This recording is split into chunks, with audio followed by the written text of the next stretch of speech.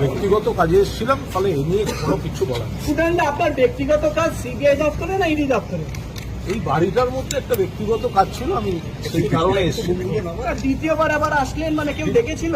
দ্বিতীয়বার আসলাম মানে কিছু দিতে এসেছিলেন? দ্বিতীয়বার আসার একটা দরকার পড়েছিল, সেই কারণে এটা এ নিয়ে কোনো বক্তব্য রাখার কিছু নেই বা জানাবারও কিছু নেই, একদম ব্যক্তিগত কাজে এসেছিলাম।